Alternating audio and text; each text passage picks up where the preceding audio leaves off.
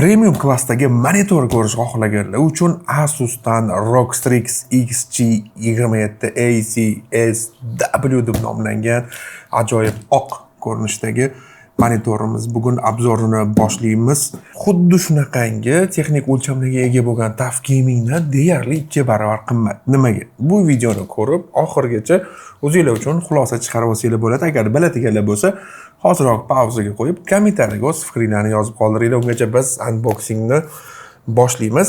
Aytgancha, birinchi galda monitor qadoq tarkibi bilan tanishamiz, undan keyin texnik jihatlari, uchinchi galda o'yin uchun qanaqa fishkalar bor. Bilamizki, o'zi ROG Strix yana ham katta e'tiborini aynan o'yinga qaratgan. O'yin uchun nima uchun bu monitorni tanlash kerak degan savolga javob berishga harakat qilamiz. To'rtinchisida rang.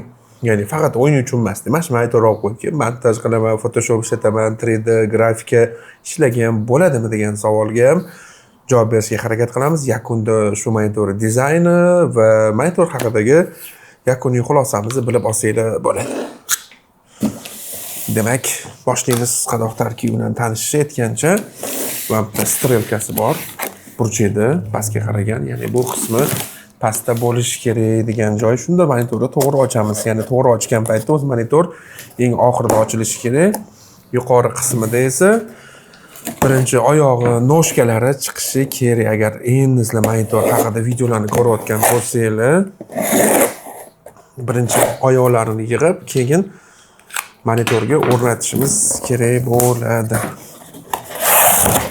Ancha qadoq tarkibi katta ekan. Bizga bitta narsa xalaqit beradi. Mana bu joyini biz tashqariga chiqarib qo'yishimiz kerak. Aks holda bu pokeyimiz chiqmay qoladi. Nimaga ROG bo'lib qimmat monitor bo'lib turib, korobkasi oddiy deydigan bo'lsak, Asus buni to'liq 100% qayta ishlangan qog'ozlardan qilgan ekan. Pokeyni o'rniga makulaturadan ishlatib, xuddi tuxum korobkasidagi qilsa yaxshi bo'lardi menimcha. MSI monitorlarda ko'rdim, u ham qayta ishlangan ekan. Endi pokey ham baribir qaysidir ma'noda tabiat uchun zararli narsalardan bittasi. Bu ham bitta ideya. Qadoq tarkibi bilan tanishadigan bo'lsak, kattagina kitobchasi. Nima ekan u? Sumkacha. ROG Strix bizni nima bilan xursand qilmoqchi? Nima bor ekan buning ichida? Qanaqa sumka ekan, to'g'rirog'i. Narsalarni solib olib yursa bo'ladi. Zo'r yechim qilishibdi. Mana nima uchun bu monitorlar o'zi qimmat. ROG Strix'larniki. DisplayPort kabel, Bluetooth to'g'ri versiya. Va pitaniya kabel menga shu joyi ham yoqdi. Ya'ni qanaqangi blokdan tashqarida emas ekan, monitorni ichkarisiga qo'yishgan ekan. Shu uchun oddiy kabel. Kabellarni oddiy qo'ygandan ko'ra bunaqaga sumkaga solib qo'yibdi. Kabelni olib ishlatgandan keyin ana endi bizda asl shu qimmat narsalarni olsanglar bilintiradi, birini bilan sovg'a qiladi. Mana bunaqa sumkasi bor desa, monitordan chiqqandan qo'yaverasan deb. Zo'r marketing. Republic of Gamers, mana ROG chiroyli dizaynda qilingan. Buncha pulga komfort bo'lishi kerak edi o'zi, shundoq ham.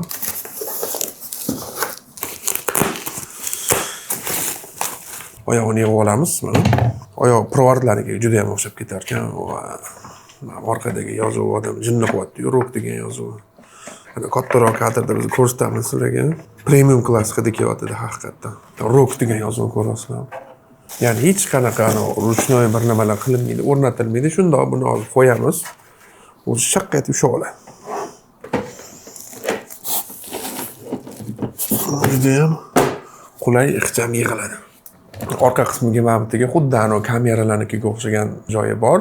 Bu degani mana shu joyga web kamera o'rnatish yoki svet qo'ymoqchi bo'lsanglar, stream qilayotgan paytda mana shu o'ziga svetni qotirsanglar bo'ladi. Mana bemalol. O'zi bu ROG Strix bo'lishiga asosiy sabablardan bittasi Nvidia G-Sync borligi, rang oqligi va eng katta fishkasi ushbu monitorimizda Type-C porti borligi. O'zi Type-C bor. Istalgan monitorni qarasak $40-50 farq qiladi. Bilmadim, Type-C qo'yish shunaqa qimmat texnologiya bo'lib ketadimi? Lekin juda ko'p monitorlarda ko'rganman. MSI'larda ham, oddiygina Redmi'larda ham kamida $30-40 narxi qimmatlashadi. Ana endi shu monitorning texnik jihatlari bilan tanishadigan bo'lsak, birinchi galda monitorimiz o'lchami 27 hisoblanadi. Tasvir o'lchami 2560 ga 1440 ko'rib turganimizdagi IPS Ranglar juda ham yorqin va juda ham zo'r ko'rinmoqda. HDRni ham sababi qo'llab-quvvatlashi va muhimi matritsasi IPS ekanligi. Ko'rib turganimizdagi standart IPSlar singari kontrast menga bir nisbatda, lekin yorug'ligi ancha yorug'roq, ya'ni 350 kandela taqsim metr kvadrat. HDR videolarda, ya'ni HDR10 qo'llab-quvvatlaydi. Yoqilgan paytda brightness 400 ga ham chiqishi mumkin. Bundan tashqari boyagi aytgandek asosiy fishkalardan bittasi HDMI va DisplayPortdan tashqari bizda Type-C ham borligi, ya'ni Mac yoki notebooklarga bemalol Type-C bilan ulab ishlatsanglar bo'ladi, ya'ni hech qanaqangi ortiqcha perxatniklarsiz. Ana endi o'yin borasida o'z fishkalari bilan tanishadigan bo'lsak, ko'rib turganimizdek 2K 180 Hz va javob berish vaqti bizda 1 millisekundni tashkil qiladi. AMD FreeSync Premium, Adaptive Sync va albatta Nvidia'ni G-Sync ni qo'llab-quvvatlaydi. Undan tashqari bunda o'sha TUF Gaming Rockstrix'dan o'zining alohida fishkasi borki, ya'ni Extreme Low Motion Blur, ya'ni SLMB bor, ya'ni oddiygina mana shu 180 Hz likni o'rtacharoq bo'lgan 300 Hz lik monitorlar bilan solishtirsanglar, kadrlar silliqroq, FPS ni yaxshiroq berayotganga o'xshaydi. Hattoki o'sha 300 Hz bo'lsa ham, buni 180 Hz anchayin ko'zga yumshoqroq ko'rinadi. Undan tashqari shu asosiy o'zini asosiy o'yin uchun rejimlari va asosiy gaming plus, ya'ni crosshair, time, stopwatch, undan tashqari FPS larni chiqarib qo'yish qo'shimcha funksiyalari ham bor. Mana bu joylashgan knopka, ya'ni o'ng taraf burchagida joylashgan knopkalar orqali biz boshqarishimiz mumkin.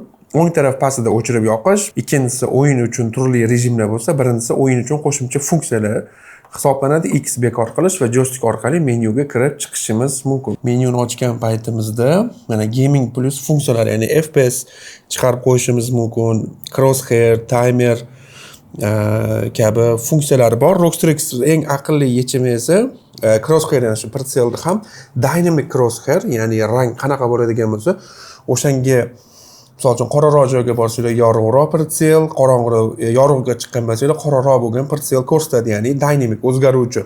Bundan tashqari shadow boost funksiyasi ham bor, ya'ni qorong'ida o'ynayotgan paytingizda monitor o'sha joyni yorug'roq qilib berishga harakat qilsa, TUF Gamingda Rockstrixda o'shani dynamic shadow boost bor. Aynan qaysi joy qoraroq bo'layotgan bo'lsa, faqat o'sha joyi o'zini, ya'ni belgilangan ozgina shu joyi sizlarga yorug'roq qilib berishga harakat qiladi. Misol uchun o'sha ikki knopkani bossak, mana turli bizda o'yin uchun rejimlar bor: Racing, FPS, RPG, Night Vision va customnilari bizda o'rin olgan. Birinchi knopkani bosadigan bo'lsak, mana crosshair, timer, stopwatch funksiyalari ishga tushadi. Ya'ni timer orqali qancha vaqtdan beri ishlayotganini ko'rib tursak, ya'ni burchakda vaqt ketishi boshlasa, stopwatch orqali misol uchun 30 minutdan 90 minutgacha qo'ysak bo'ladi, avtomatik tarzda o'zi o'chadi.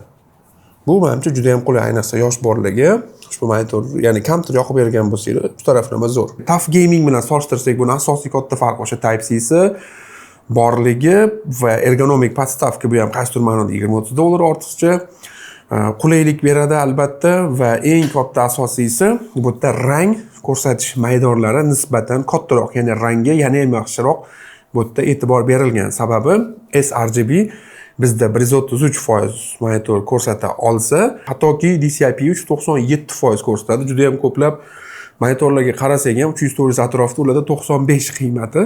Yaxshi, colorga mos bo'lgan monitorlar singari 97% rang ko'rsata olish ham bu o'zi juda yaxshi natija. Shu uchun ham o'zi monitor narxi qimmatroq, ya'ni ham ish uchun, ham o'yin uchun premium monitor xohlaganlar uchun juda ham zo'r. Oldin faqatgina narxi qimmat bo'lsa kerak TUF Gamingdan deb shaxsan o'zim shunaqa o'ylardim. Mana hozir haqiqatdan ishlatib ko'rib bildimki, TUF Gamingdan ham boshqa monitorlardan ham o'zini sifati va ko'z uchun himoyasi bilan o'z ajralib turadi. Ayniqsa Rockstrix, chunki low blue light haqiqatdan kamaytirilgan. Ko'k rang flicker free, ya'ni ko'zga ziyon beruvchi aniqmaydi, pirpirashlar seziladi. Oddiy videolarda olsanglar ba'zi monitorlarda bunda unaqangi narsalar deyarli yo'q desak bo'ladi. Chunki hamma narsani eng yaxshi premiumlari ushbu monitorimizda o'rin olgan. Ana endi dizayni, podstavkasi juda ham qulay ishlangan. Mana shu turgan holatda biz 12 sm gacha uni ko'tarishimiz mumkin. Chapga, o'ngga hatto 45 gradusgacha qaraydi. Xuddi ProArt monitorlari singari, u ham baribir Asus bitta oilaning vakili. Bunaqasidan 90 gradusga ham aylantirib bemalol ishlasanglar bo'ladi. Mana shu turgan holatda ham chapga, o'ngga qaraydi. Xo'p, ana endi shu monitor haqida shaxsiy fikrimni aytadigan bo'lsam, 5 ta jihatni ko'radigan bo'lsak, 5 ta albatta 5,5 ham qo'ygan bo'lardim.